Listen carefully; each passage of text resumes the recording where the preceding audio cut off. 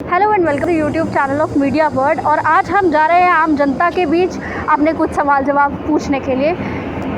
तो चलिए चलते हैं।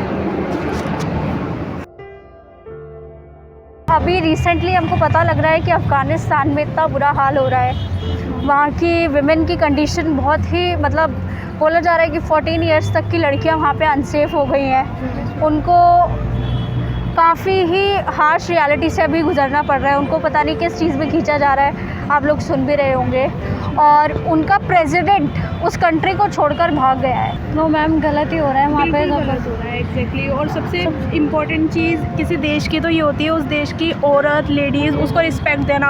और अगर हम उसी चीज़ को रिस्पेक्ट नहीं दे पा रहे हैं फिर तो बेकार है। उस देश में रहना या उस देश को सपोर्ट करना बिल्कुल बेकार है, क्योंकि देश एक औरत से सबसे ज़्यादा चलता है। और अगर वो देश में औरत ही सेफ़ नहीं है तो फिर वो देश बिल्कुल बेकार है। मुस्लिम कंट्री में ये चीज़ ज़्यादा हो रही है और औरतों को फ्रीडम ये सब इतना नहीं है जितना अपनी इंडिया में किसी और कंट्री में। आई डोंट थिंक सो कि इतना फ्रीडम है, ख़ास तौर पे किसी इस्लामिक कंट्री में तो बिल्कुल नहीं है। बिल्कुल भी नहीं है। Actually it's not black and white. We can't say कि एकदम सही है या एकदम गलत है, because yes president has to be protected and he should live, but then again he can't just leave his own country and his own countrymen, right? He has to be there so that main nation कैसे चलेगा जब जो लोग हैं वहाँ के citizens हैं उन्हें कॉन्फिडेंस रहता है अपने लीडर पे।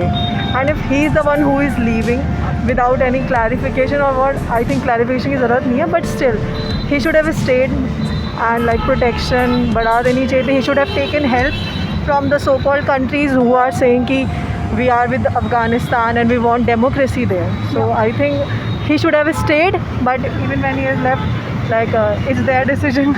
प्लस यहाँ पे यूनाइटेड नेशन जो है वो बिल्कुल शांत है। कोई अभी वहाँ से अपडेट नहीं है कि क्या करना है क्या नहीं करना।